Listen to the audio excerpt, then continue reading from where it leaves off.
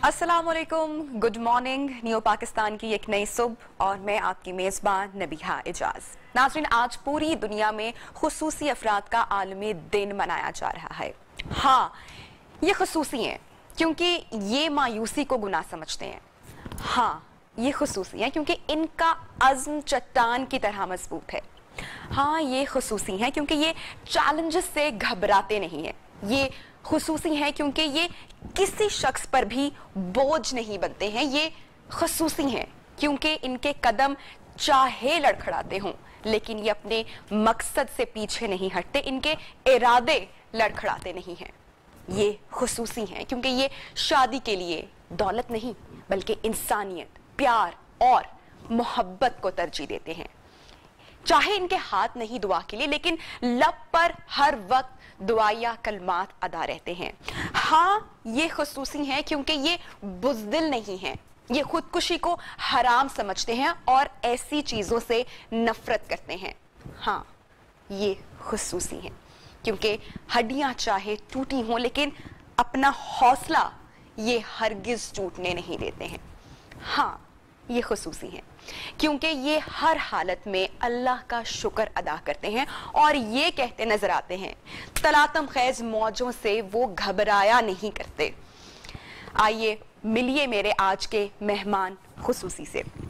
तारुफ करवाऊंगी हमारे आज के सारे मेहमानों का। ये बहुत ही स्पेशल मेहमान है, बड़े प्यारे मेहमान हैं जिन्होंने अपने इरादों को हरगिज टूटने नहीं दिया। इनकी बड़ी इंस्पायरिंग स्टोरी है जो हम आज जानेंगे और आज आपको भी सुनाएंगे। दावत हमारे जो स्टूडियो में सारे मेहमान इस वक्त मौजूद हैं, मैं एक एक करके इनका तारुफ आपसे करवाऊंगी। हमारे आज के जो पहले मेहमान हैं, he is a motivational speaker, RJ, director HR, Mohsin Nawaz साहब, ही इज ब्लाइंड। और इनकी इंस्पायरिंग स्टोरी मुझे बड़ी मज़े की लगी। इनकी वाइफ इनके साथ तशरीफ़ रखती हैं और मैंने अभी अभी इनसे पूछा कि इनकी शादी को कितने साल गुजर गए हैं, तो शी टोल्ड मी कि आपकी शादी को माशाल्लाह 22 ईयर्स की इनकी कामयाब शादी है और इनके बच्चे माशाल्लाह जवान हैं, अपनी अपनी फील्ड में काम कर रहे हैं। तो बड़ा देख के मुझे बड़ी खुशी महसूस हुई हमारे आज के इन मेहमानों से। उनकी वाइफ तशरीफ़ रखती हैं मायरा मोहसिन साहिबा, और लव मैरिज आप लोगों की जनाब जी। तो बड़ी यकीनन 22 साल का जो ये सफर है ये आसान नहीं होगा, यकीनन मुश्किल भी रहा होगा, लेकिन बहुत सारे लोगों के लिए it must be very inspiring. वो नबी, आपकी बात का ये भी मकसद है ना कि एक तो लव मैरिज होना फिर 22 साल तक चलते रहना।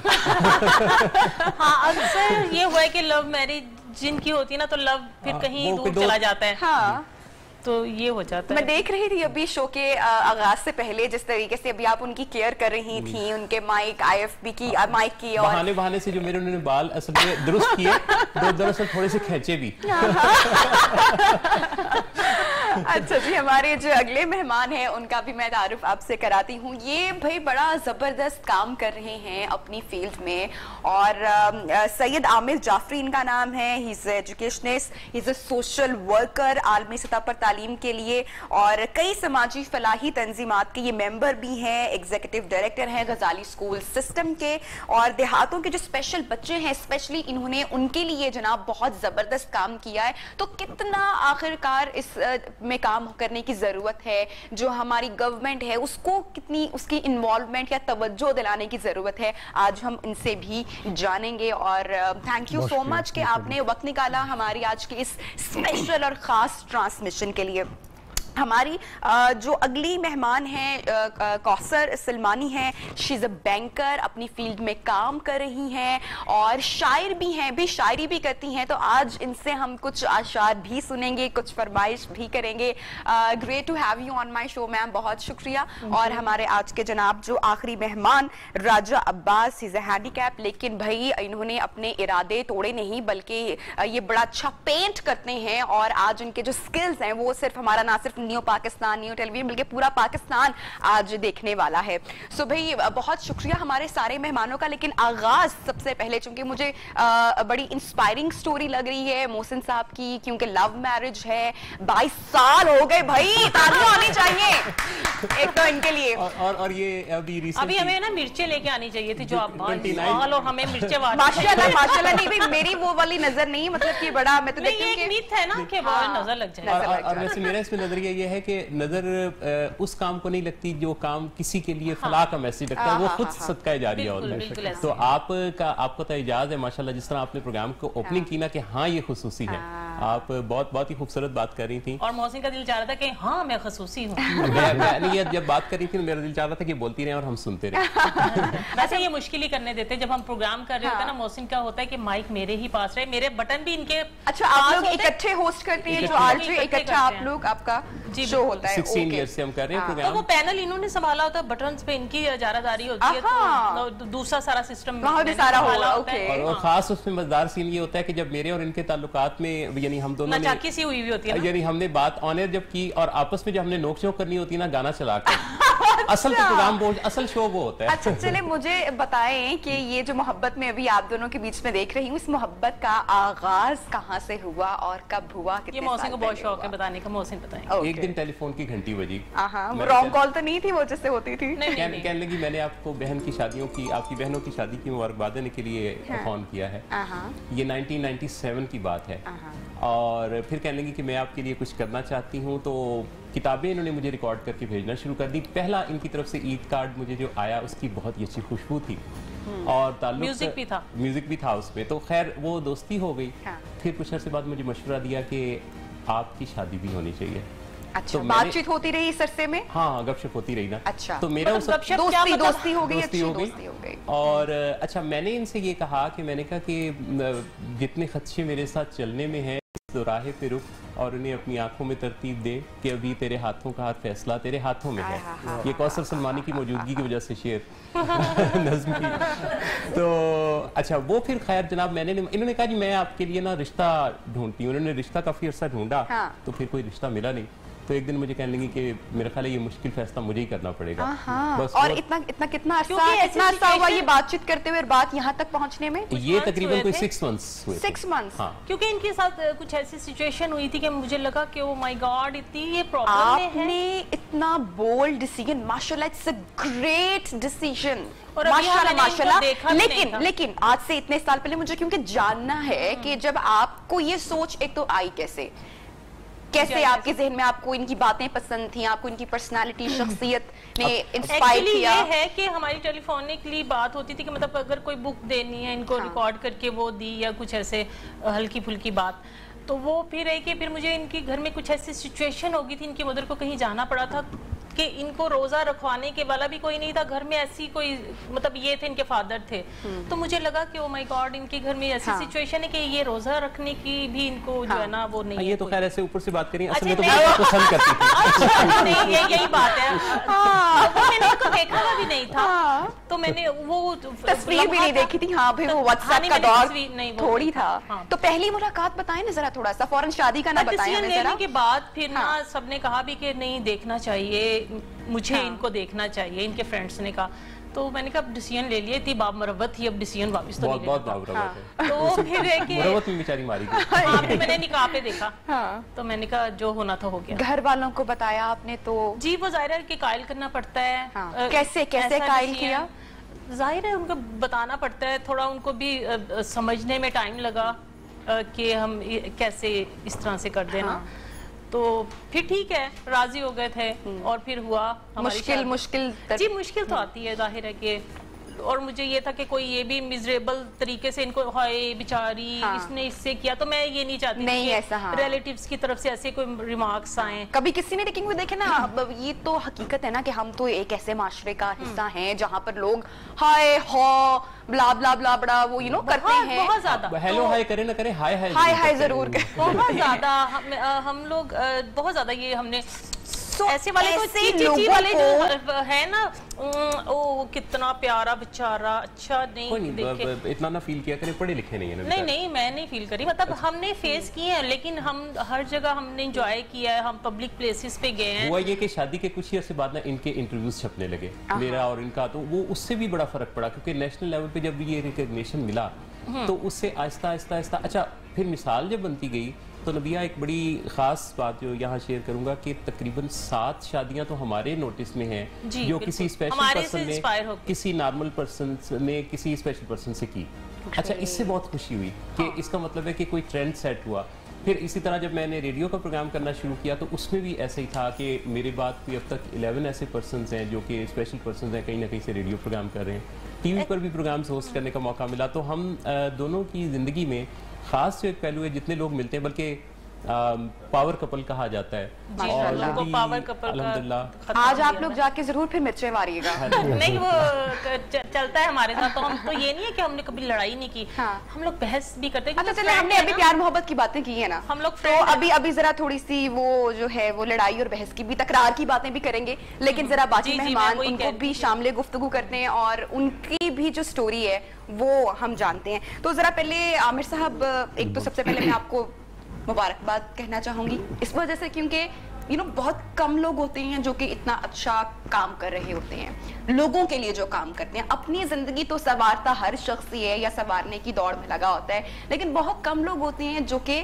दूसरों के लिए रास्ते हमवार करते हैं। तो उस बात की मुबारकबाद के आप हकदार बनते हैं। मुझे ये बताइएगा थोड़ा से, पाकिस्तान में जो नंबर्स हैं, जो फैक्ट्स एंड फिगर्स हैं, जो हमारी गवर्नमेंट है वो किस तरीके से लेकर चल रही है इस सारे सिलसिले को। और बड़ी खुशी की बात है, सबसे पहले बहुत खुशी की बात है कि ये हम आज का दिन सेलिब्रेट कर रहे हैं, फर्स्ट ऑफ ऑल। बिल्कुल, बहुत शुक्रिया आपका जी, थैंक यू वेरी मच। एक तो मैं समझता हूँ कि आज जो है पूरी दुनिया के अंदर खुसूसी अफराद के हवाले से जो है एक आलमी दिन मनाया जा रहा है। खुसूसी अफराद हैं कहाँ पर, खुसूसी अफराद की ज़िंदगी क्या है, वो किन हालात से गुज़र रहे हैं, और उनके करीब के लोग, उनके माँ बाप या उनके रिश्तेदार जो है वो किस आजमाइश का शिकार हैं, हुकूमत का रवैया क्या है, सिविल सोसाइटी उसके लिए क्या कर रही है। इस पर मुख्तलिफ दायरों में कहीं ना कहीं कोई ना कोई बात जो है आज आलमी दिन के हवाले से हो रही है। और मैं समझता हूँ कि आपको भी मुबारकबाद देनी चाहिए कि आपने, बहुत से चैनल्स हैं लेकिन बहुत से चैनल्स में से आपका चैनल है कि जिसने खुसूसी अफराद को याद रखा, और याद रखा जाना भी चाहिए, इसलिए कि ये हमारे माशरे का हिस्सा है। अगरचे किसी हद तक मैं समझता हूँ कि ये नज़रअंदाज है इसके अंदर। उसकी एक बुनियादी वजह ये है कि आपके सामने इस पाकिस्तान की सूरत हाल है, हम जिस चीज़ पर भी हाथ रखें उसमें इस्लाह की ज़रूरत है, उसमें बेहतरी की ज़रूरत है, और वो इतनी लंबी लिस्ट है उसके अंदर कि जब खुसूसी अफराद के ऊपर बात आती है तो वो कहीं बहुत नीचे जो है वो बात चली, चूँकि उससे बड़े बड़े मसाइल हमारे सामने आ जाते हैं उसके अंदर ना। तो ये चीज़ मैं कहता हूँ कि ये हमारी तरजीहात के अंदर और हमारी जो चेक लिस्ट है उसमें कहीं बहुत नीचे जो चली गई है। लेकिन हकीकत बात ये है कि ये लोग हैं, ये इंसान हैं, और इनके मुतालिक सोचो विचार करना, जिस तरह कुरान हकीम में है कि हम जो लोगों को रिस्क देते हैं, हम जो है ऐसे लोगों के हवाले से माशरे के अंदर जो है रिस्क की तकसीम होती है। लेकिन बुनियादी तौर पे हमारी कोताही ये है कि 70-80 सालों के अंदर हमने इनको कोई तरजीह में नहीं रखा। मसलन आपने हुकूमत की बात की, तो आप समझते कि तालीम का बजट कितना है, ये आपके इल्म के अंदर है। उस तालीम के बजट के अंदर अगर आप खुसूसी तालीम का बजट निकालेंगी तो यानी वो इतना शर्मनाक है कि बताया भी नहीं जा सकता उसके अंदर ना कि वो क्या, और वो भी पूरा इस्तेमाल नहीं होता उसके अंदर ना। एक तरफ ये है, अगर आप मालूम करें कि पिछले कुछ अरसे के अंदर जो है यानी सिर्फ स्पेशल एजुकेशन के अंदर सिर्फ 2 साल के अंदर में से कोई 4-5 सेक्टर तब्दील हो चुके होंगे, यानी कोई उसमें संजीदगी और कोई उसमें यानी फोकस नहीं है। ये जाना है कि जो स्पेशल बच्चे होते हैं और जो स्पेशल उनके लिए अलग स्कूल्स अभी भी पाकिस्तान में क्या कॉन्सेप्ट क्या है? पाकिस्तान में बुनियादी तौर पे तो आप कह सकते हैं कि स्पेशल बच्चों के लिए अलग से स्कूल मौजूद है। अच्छा ठीक है, और ज्यादातर वो मैं इसके डिटेल में डेप्थ में मुझे जानना है, लेकिन मुझे उससे पहले थोड़ा सा अपनी क्लैरिटी के लिए मुझे खुद जानना है कि आपकी राय जाननी है मुझे कि स्पेशल स्कूल ही होने चाहिए या क्योंकि ये बड़ा एक कंट्रोवर्शियल भी क्वेश्चन बना दिया गया है हमारे यहाँ, एक थोड़ा सा इसका जवाब भी नहीं दिया जाता, सवाल शायद उठाया ही नहीं जाता। आपको क्या लगता है कि जिस तरह ऑटिज्म भी हमारे यहाँ अब लोगों को अब समझ आना शुरू हुआ है जो बच्चों में बाय बर्थ एक होते हैं, ऑटिस्टिक जो बच्चे होते हैं, जो स्पेशल बच्चे होते हैं, अलग स्कूल ही उसके लिए या उनको नॉर्मल बच्चों के साथ जाना चाहिए, क्योंकि वो वहां से कितना उनका जो बिहेवियर है वो वहां से कितना कुछ अडॉप्ट करेंगे? नबीला, मैं तो इस राय के हक के अंदर हूँ कि उन बच्चों के लिए काम होना चाहिए। इस वक्त जिस जगह हम मौजूद हैं पाकिस्तान के अंदर, फर्स्ट प्रायोरिटी काम होना, उसको एड्रेस होना चाहिए। वो चाहे स्पेशल स्कूल की सूरत के अंदर हो चाहे वो इंक्लूसिव की सूरत के अंदर हो। तो मसलन मैं अपने एग्जांपल देता हूँ कि हम गजाली एजुकेशन ट्रस्ट के अंदर हम नॉर्मल एजुकेशन के ऊपर काम करते हैं और गाँव देहातों के अंदर करते हैं। लेकिन जब हम गाँव देहातों में जाते थे तो हमें लगा कि हर गाँव के अंदर 10 से 15 बच्चे ऐसे होते हैं जो मेंटली या फिजिकली चैलेंज्ड हैं। गवर्नमेंट का सेटअप तहसील हेडक्वार्टर तक है, उससे नीचे अगर किसी घर में स्पेशल बच्चा है या बच्ची है अब, और उसके वालिदैन पढ़े लिखे भी नहीं है और रिसोर्सेज भी नहीं है, अब मुझे बताएं उसके पास क्या ऑप्शन है कि वो क्या करे? सही। शहरों से दूर है, हेडक्वार्टर, तहसील हेडक्वार्टर, डिस्ट्रिक्ट हेडक्वार्टर से दूर है, उस माँ बाप को पढ़ना शऊर नहीं है, माँ बाप के पास वसाइल नहीं है, उस बच्चे और बच्ची को लेकर वो कहाँ चले जाएं? उनके पास कुछ भी नहीं ऑप्शन वहां पर। अब बताइए इसका क्या हाल है इसका? तो और ये 70-80 साल से ऐसे लाखों बच्चे जो गांव देहातों के अंदर थे, हमने उनको एड्रेस नहीं किया, उनके लिए वसाइल वहां पर शिफ्ट नहीं किए। हमें लगा कि हम अपने नॉर्मल स्कूलों के अंदर जहां पर हम तालीम दे रहे हैं, इस वक्त गजाली के 650 स्कूल है, उसमें 1 लाख बच्चे पढ़ते हैं, तो हमें लगा क्यों नहीं स्कूलों के दरवाजे स्पेशल बच्चों के लिए खोले जा सकते हैं। हमने फिर ये किया कि अपने स्कूलों को हमने इंक्लूसिव स्कूल बनाने शुरू किए। इस वक्त हम 1000 स्पेशल बच्चों को अपने नॉर्मल स्कूलों में पढ़ा रहे हैं, नॉर्मल स्कूलों में पढ़ा रहे हैं। और मैं समझता हूँ कि स्पेशल स्कूल भी अलग जरूरी है, लेकिन गवर्नमेंट ने भी ये किया हुआ है, कानून भी बना हुआ है कि हाँ कि इंक्लूसिव एजुकेशन होनी चाहिए। लेकिन बदकिस्मती से अगर आप लाहौर शहर में जाएं तो इक्का दुक्का अदारों के अलावा उसके फैक्ट्स एंड फिगर्स पर जरा बात करते हैं और वसाइल की कमी कहाँ पर है, क्या बजटिंग के भी कुछ इशू हैं, इसके ऊपर भी बात करेंगे। और साथ हमारे जो मेहमान हैं वो इस खास मामले पर, जो स्पेशल बच्चे हैं उनकी तालीम के हवाले से वो क्या राय रखते हैं, क्योंकि अगर ऐसे एक बच्चे को तालीम दी जाए तो वो यकीन मानिए अपने पैरों पर खड़ा हो सकता है। लेकिन सम टाइम ये होता है कि हमारा चूंकि तालीम ही हमारे मुल्क में हमारी प्रायोरिटी नहीं है, तो आम बच्चे चूंकि तालीम से महरूम रहते हैं, तो ये एक असल मुद्दा, एक बड़ा मुद्दा है जिसको आपके मुताबिक एड्रेस करने की जरूरत है। अच्छा जी, ब्रेक पर हम जा रहे हैं। जब हम ब्रेक से वापस आएंगे तो एक और इंस्पायरिंग स्टोरी हम आप तक पहुंचाएंगे। और इसका एक जो पहलू है वो ये भी है कि जब एक जो औरत होती है, अगर वो एक खसूसी मर्द से या शख्स से जब शादी करती है, तो दूसरी साइड पे कोई मर्द ऐसी औरत को क्यों नहीं अपनाता है। ये एक बड़ी महरूमी है हमारे मुआशरे की। कौसर साहिबा से हम बातें करेंगे कि जिंदगी की स्ट्रगल के बावजूद उन्होंने अपना एक मकाम, अपना एक स्टेटस उन्होंने वो अचीव करने में वो कामयाब हुई। उनकी स्टोरी क्या है ये हम कौसर साहिबा से जानेंगे after a short break. Stay tuned with अस।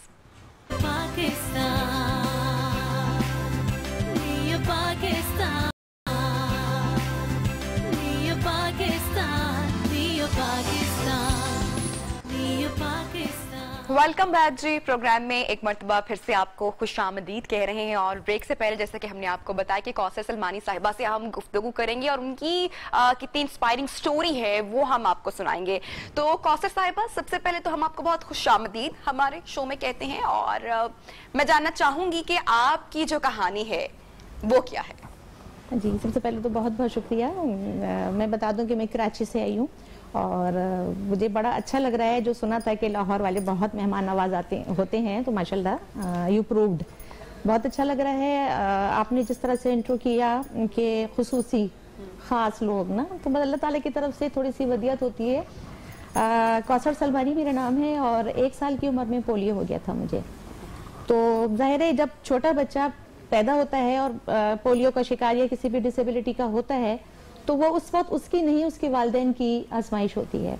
ठीक है, वो आजमाइशी पीरियड मेरे मम्मी पापा ने, अल्लाह ताला उनको जन्नत नसीब करे, अब नहीं है, उन्होंने दिया मुझे। तो वो जो मेरा एक अज़्म, हौसला, वाला जोश, ताकत, बोलने की ताकत और अज़्म, जब मैंने थोड़ा सा होश संभाला, मैंने चलते हुए देखा कि मैं सही नहीं चल सकती, गिर जाती हूँ मैं, तो उसमें एक धक्का तो लगा, थोड़ा सा धचका लगा। लेकिन उस वक्त मैंने अज़्म किया कि अगर मैं सही नहीं चल सकती, मुख्तलिफ हूँ, तो मैं भी मुख्तलिफ बनकर। ये किस एज में आपको रियलाइज हुआ? 1 साल की नहीं, 1 साल की उम्र में। मैंने कहा ना, उस वक्त तो माँ बाप की आजमाइश, बिल्कुल when I started my schooling. उस वक्त आपको रियलाइज हुआ? बिल्कुल रियलाइज हुआ कि मैं चल रही हूँ। और फिर ऐसा भी हुआ कि जब मैं चलती थी तो बच्चे हंसते भी थे। एक माशरे का जो है कि अल्फाज से और अगर हम आज से थोड़ा और अरसा पहले चले जाएं तब तो इस तरह की ना कोई टीचिंग थी, ना बच्चों को तरबियत नहीं थी, बताया नहीं जाता था, अवेयरनेस बिल्कुल नहीं थी। तो बस अल्लाह ताला ने साथ दिया और मेरे मम्मी पापा ने, मेरे बहन भाइयों ने, तो अल्लाह का लाख लाख शुक्र एहसान है कि I am mastered in economics. मैंने बीएड में पोजीशन हासिल की है। I am a writer, I am a poetess, I am a banker. मैं फर्स्ट वुमेन बैंक में पिछले 25 साल से काम कर रही हूँ मैं। और अल्लाह का लाख लाख शुक्र एहसान है कि बहुत अच्छे सब लोग मेरे साथ हैं। और हमारी एक एनजीओ है APHA के नाम से, उसमें हम बच्चों के लिए भी काम कर रहे हैं, बड़ों के लिए भी काम कर रहे हैं। और मैं अपनी, जब मैंने सोचा ना, तो मैंने इस एक बात मेरे जहन में आई कि तू अगर सूरत खुर्शीद उभरना चाहे, तुझको हर हाल में जुल्मत से गुजरना होगा। तो रुकावटें तो आती हैं, चलना तो पड़ता है, गिरना तो पड़ता है, लेकिन लाख लाख शुक्र, सदहा शुक्र उस मौला का, उस रब्बे काबा का कि मंजिल। अच्छा, अल्लाह ताला की आजमाइश ही कहते हैं ना, अल्लाह ताला की आजमाइश है, वो अपने बंदों को आजमाइश में डालता है और फिर वो ही इस आजमाइश से निकालता है और फिर वो उसी की जात है जो कि आपको नवाजती भी है। लेकिन that must be a tough period, right? वो मुश्किल होते हैं। और जैसे मैंने बात की कि आज से कुछ अरसा पहले तो और मुश्किल होगा। अभी टीवी एक्सपोजर, इतने सारे चैनल्स, NGOs, बच्चों की स्कूलिंग में उनकी तरबियत, तो अभी वक्त बदल चुका है और ये और बदलेगा। लेकिन उस टाइम पे that must be very difficult. तो आपके पेरेंट्स का जो एक गिल्ट रहा होगा, उन्होंने इसको पूरा किया आपको इतनी तालीम देके? बिल्कुल, मेरे पापा मम्मी ने, इस्लाम सलमानी और फैसल सलमानी, मैं बहुत ज्यादा, जाहिर है माँ बाप करते हैं, छोटा सा बच्चा होता है हाथ पकड़ के चलना सिखाते हैं, लेकिन मैं बहुत बड़ी भी थी तो मेरे पापा मेरा हाथ पकड़ के, मुझे जैसे थोड़ा सा ऊंचा नीचा नहीं चल सकती तो वो मुझे करते थे। और बिल्कुल आपने सही कहा कि उस वक्त तो बिल्कुल भी अवेयरनेस नहीं थी। और अल्लाह का लाख लाख शुक्र है कि अब बहुत हद तक अवेयरनेस भी पैदा हो गई है, लोगों में एबिलिटी भी हो गई है। और डिसेबिलिटी पहले जो थी, अब डिसेबिलिटी का डिस को हटा दिया गया है और एबिलिटी हो गई है। जितने लोग यहाँ माशाल्लाह बैठे हैं, मोहसिन नवाज साहब हैं, उनकी मिसेज हैं, हमारे ये भाई हैं, जिस तरह से बोला तो ये एबिलिटी है, मतलब डिफरेंटली एबल्ड पर्सन्स हैं। और अल्लाह ताला बहुत बड़ा मुंसिफ है, कुछ ना कुछ लेके बहुत कुछ नवाज देता है बेशक। जिसमें अहम बात है, जिस तरह डिसेबल के हवाले से बात हो रही है, खुसूसी आपने इंट्रो में भी बात कहा कि हमारे ये जो स्पेशल लोग हैं, इनको थोड़ा सा भी अगर मौका मिल जाए तो वो अपने आप को प्रूव करके दिखा देते हैं। जिस तरह मैम भी ये बात बता रही हैं, मैं समझता हूँ कि असल जो आजमाइश है वो बेसिकली समाज और माशरे की है। कि देखिए, वो लोग भी जिनके पास ये मुश्किल पेश आई है और वालिदैन वो तो बहरहाल उससे होते हैं मुतासिर, लेकिन अल्लाह ताला ये देखना चाहता है कि समाज है या माशरा है वो किस किस्म का रिस्पॉन्स करता है इस मामले के अंदर ना। तो इस पर हमें, मेरा ख्याल है कि अभी भी यानी जिस तरह हम बात करें, अभी WHO की एक रिपोर्ट थी कि हम ये वर्ल्ड डिसेबल डे मनाते हैं, कुछ अवेयरनेस करते हैं, लेकिन उनका कहना ये कि अभी भी 70% जो है लोगों तक हमारा पैगाम नहीं पहुंच पाता। यानी ये चैनल है और दीगर लोग हैं, लेकिन कहाँ तक ये जाता है पैगाम? हम बात कर रहे हैं, लेकिन वो जो गांव देहातों में, रिमोट एरिया, वहां पर अभी भी पहुंचने की जरूरत है। बिल्कुल बिल्कुल सही आपने बोला कि जैसे पहले तो वालिदैन के साथ, फिर माशरे का जो रवैया होता है, जिस तरह से बात होती है, ये बहुत ज्यादा लोगों तक अभी भी नहीं पहुंची है। मुझे ऐसा लगता है कि टैबू ये है, या अलमिया या बदकिस्मती कहें कि वो ये है कि माँ बाप एक पॉइंट पर आकर जब हिम्मत हार जाते हैं। बहुत सारी ऐसी भी स्टोरी जहाँ पे आपके जो साथ के लोग होते हैं वो आपको बहुत आगे तक लेके जा सकते हैं। बिल्कुल, आपका वो सपोर्ट बन जाते हैं।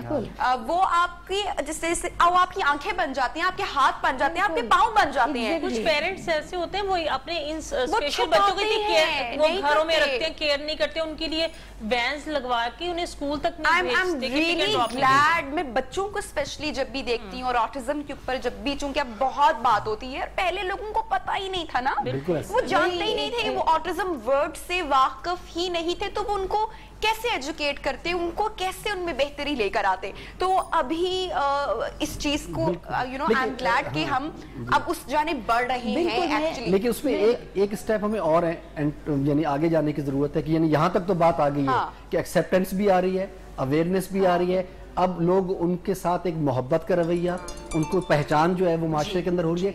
लेकिन मैं समझता हूँ कि अब थोड़ा एक कदम और आगे जाना चाहिए, और वही जाना चाहिए कि स्पेशल अफराद के लिए काम नहीं करना चाहिए, स्पेशल अफराद के साथ काम करना चाहिए, काम एक तो ये रवैये में exactly. आना चाहिए। और फिर हम नाम नहीं ले सकते यहाँ पे, हमें कल जब पता चला कि हम ये टॉपिक करेंगे और हम इस तरह से पूरा अपना डे सेलिब्रेट करेंगे, तो बहुत कम हमारे ऐसे जगह हैं जहाँ पे काम हो रहा है, जहाँ पर स्पेशल लोगों को अपॉर्चुनिटी दी जाती है काम करने की।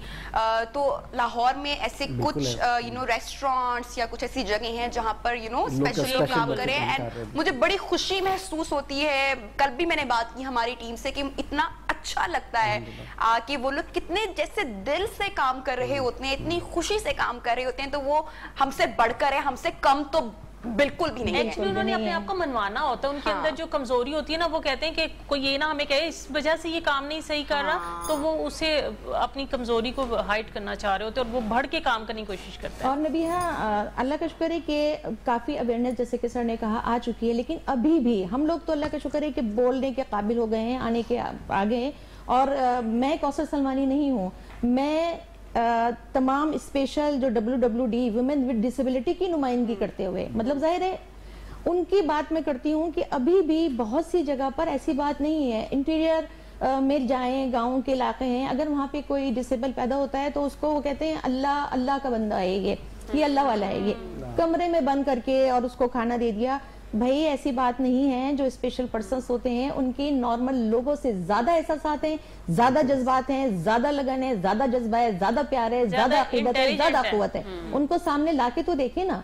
तो यही वाली बात है। और दूसरे ये कि मैं अपने सब लोगों से जो स्पेशल पर्सन्स हैं हमारे सब यहाँ बैठे हुए, उनसे यही कहूंगी कि अगर अल्लाह ताला ने कमी दे दी है तो पहले तो एक्सेप्ट करना है हमने उसको, ठीक है ना। एक्सेप्ट करके जाहिर है धचका तो लगता है, नहीं है अब होता है, उसके बाद सिर्फ इरादा पुख्ता करें, क्योंकि इरादे जिनके पुख्ता हो, नजर जिनकी खुदा पर हो, तलातुम खेज मौजों से वो घबराया नहीं। क्या बात है। और इसी के साथ जनाब ब्रेक पे जाएंगे। जब ब्रेक से वापस आएंगे तो राजा अब्बास भी हमारे साथ मौजूद है, नाम से भी ये राजा हैं। इनकी स्टोरी आप तक पहुंचाएंगे after a very short break. Stay tune with अस।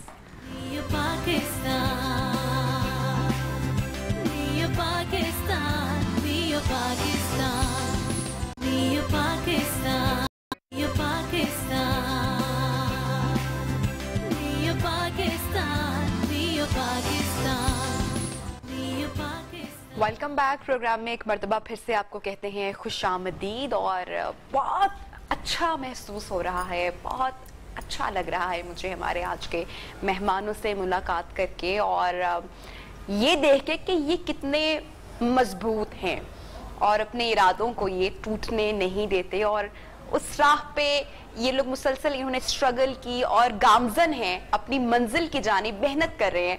एक और इंस्पायरिंग स्टोरी हमारे साथ हमारे शो का हिस्सा है राजा अब्बास, और इनसे जानते हैं इनके बचपन के बारे में और इनकी कहानी के बारे में, जिन्होंने अपने इरादों को अब तक टूटने ना दिया। मेरा नाम मोहम्मद अब्बास है और मैं भी 10th का स्टूडेंट हूँ, पढ़ रहा हूँ साथ साथ, और ग्राफिक डिज़ाइनिंग करता हूँ, पाँव से पेंटिंग करता हूँ और कंप्यूटर पे फ्लेक्स डिजाइनिंग का भी काम करता हूँ। वाह। और ये अडोबे है, ये फिलहाल भी आपको मैं एक पेंटिंग बना के दिखाऊंगा, तो फैसल मस्जिद। क्या बात है। अच्छा मुझे बताओ कि पेंटिंग का शौक कब से था? मुझे बचपन से शौक है, काफ़ी स्कूल में मैंने प्राइजेस भी लिए हैं, हर एक इवेंट पे मैंने फर्स्ट पोजीशन हासिल की। क्या बात है। अच्छा तो अभी पढ़ाई का भी शौक है, साथ साथ पढ़ाई भी कर रहे हैं अपनी? पढ़ाई के साथ साथ नाटक करता हूँ मैं और ग्राफिक डिजाइनिंग का काम। तो कुछ थोड़े से अशार सुनाओगे हमें? जी जी। उनका मंगता जो मंगता नहीं होने देते, उनका मंगता मुझे मांगता नहीं होने देते, मेरे आका मेरे आका मुझे रुसवा नहीं होने देते, मेरे आका मुझे रुसवा नहीं होने देते।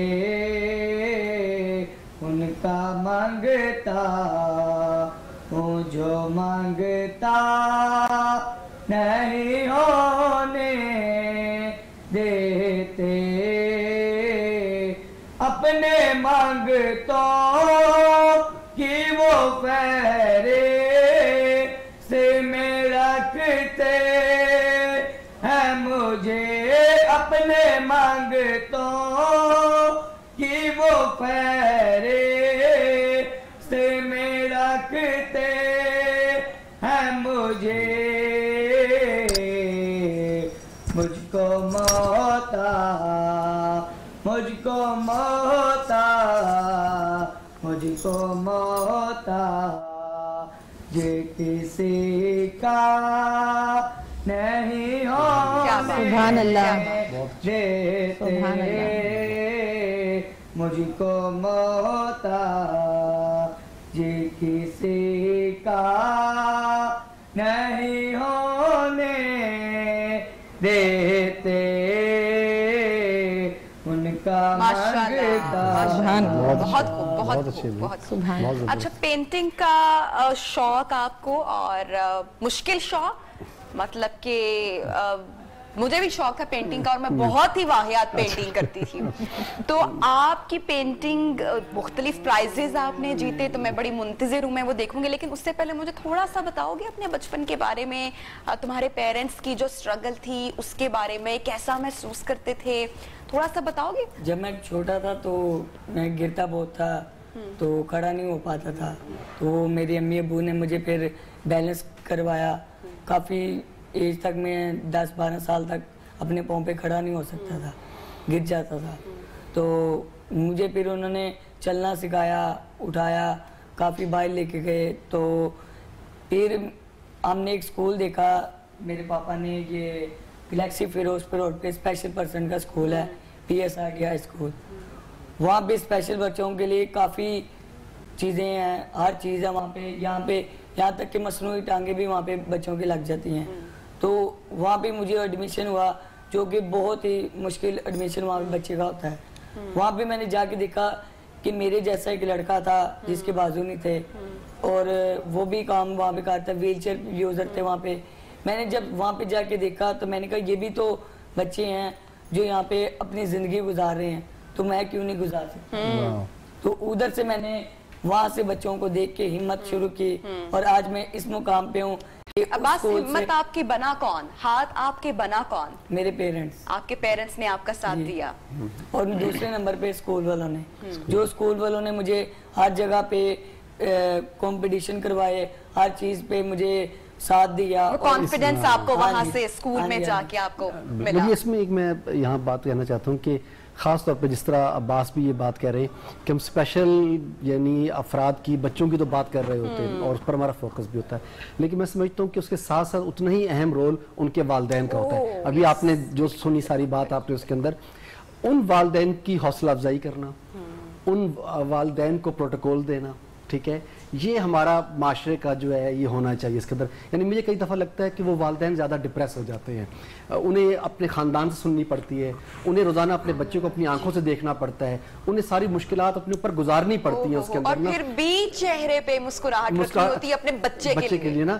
अच्छा, उसको डिफेंड करना होता है अपने खानदान के अंदर, बाकी जगहों के ऊपर, यानी उस मुश्किल मरहले से वो वालिदैन गुजर रहे होते हैं। अच्छा, यहाँ पे ये बात, क्योंकि टाइम का मैं ब्रेक पे भी जाना है, मुझे ये कहना है कि कितना आसान होता है चलते फिरते उन लोगों के लिए कह जाना जिनका हमारी जिंदगियों में कोई कंट्रीब्यूशन नहीं है, कि हाय हाय बच्चा चलता नहीं, हाय हाय ए बोलता नहीं, हाय हाय एनू विखाई नहीं दे। ये आप किसी के एहसासात को, उन माँ बाप के एहसासात को कितना, उनको कितनी ठेस पहुंचती होगी तन्हाई में, जो कि दिन रात अपने बच्चे के लिए वसाइल ना होते हुए भी कोशिश कर रहे हैं, स्ट्रगल कर रहे हैं, अपने आंसुओं को छुपा के रख रहे हैं, और वो लोग कितनी आसानी से कमेंट कर जाते हैं लोगों की जिंदगियों पर। मदर को तो एक खातून ने ये कह दिया था, आप दुआ करें कि अल्लाह ताला इन्हें उठा ले आपकी जिंदगी। मतलब इससे बड़ी एक वालिदा के लिए क्या तकलीफ दे बात है। अच्छा, ऐसे लोगों को जवाब दे देना चाहिए मुंह पर कि वो किसी और की दिलाजारी हरगिज ना करें, खामोश नहीं रहना चाहिए मेरे ख्याल से। आप कुछ कह रहे हैं? हाँ, बस मैं ये कह रहा था कि एक तो ये एक ऐसा लोग हैं जिनको उनको सलूट पेश किया जाना चाहिए, और उनको हम सब मिलकर खानदान के अंदर भी और समाज के अंदर भी कि स्पेशल बच्चों के जो वालिदैन हैं उनको हमें यानी उनकी जिंदगी में आसानी पैदा करनी चाहिए, उनकी हौसला अफजाई करनी चाहिए और आगे बढ़ के मसलन जिस तरह हमने कहा अब तो हम रिकॉग्नाइज तो कर रहे हैं, लेकिन एक स्टेप बढ़ के मसलन मुझे अभी भी लगता है कि कोई स्पेशल बच्चे को लोग कहते हैं वालिदैन को थपकी तो देते, लेकिन कोई अभी भी तैयार नहीं है कि वो कहे जी कि बाजी एक दिन वास्ते मैं इस मुंडे नु लै जाती है, आज ये दिन में हमारे साथ हमारे बच्चों के साथ गुजारेगा। ये हम उन्हें लुक आफ्टर कर लेते हैं, आप कहीं और हो आए, आप शॉपिंग पे चली जाएं, आप कहीं किसी रिश्तेदार को मिल आए, मैं इसका ख्याल करने के लिए मौजूद हूँ चंद घंटे के लिए। ये हमें जरूरत है कि उनको और कुछ नहीं चाहिए, कोई पैसे नहीं चाहिए आपसे, सिर्फ मॉरल सपोर्ट चाहिए, थोड़ा सा टाइम चाहिए और ये चाहिए कि उनके बच्चे को भी इज्जत और मोहब्बत से आप देख बिल्कुल। आमिर जाफरी साहब, ब्रेक पे हमने जाना है, बिल्कुल वन लाइनर लास्ट कमेंट अगर आप कुछ। जी बिल्कुल, मैंने जो अभी पहले कहा था मैं ये कहना चाहता हूँ कि भाई जो स्पेशल अफराद हैं हमें उनके लिए काम नहीं करना, हमें उनके साथ काम करना है। उन्हें हमदर्दी की नहीं, उन्हें इज्जत की जरूरत है, ठीक है जी, उन्हें एहतराम दिए जाने की जरूरत है, उन्हें अपने साथ लाकर बिठाने की जरूरत है, उन्हें जिंदगी के अंदर दौड़ में शामिल करने की जरूरत है। अब्बास हमारे सामने मौजूद है, मैम हमारे सामने मौजूद है, सर हमारे सामने मौजूद है कि जिनको थोड़ा सा मौका मिला और उन्होंने कुछ करके दिखाया। ठीक है, आप हमसे इजाजत ले रहे हैं, बहुत शुक्रिया कि आपने वक्त निकाला हमारी ट्रांसमिशन के लिए। और अब्बास से मैं दरखास्त करूंगी कि वो ब्रेक में अपनी पेंटिंग जो है वो दे, ताकि हम अपनी ऑडियंस को शो के एंड तक वो अब्बास की पेंटिंग भी दिखा सके। ब्रेक पे जा रहे हैं जनाब, स्टे ट्यून विद अस।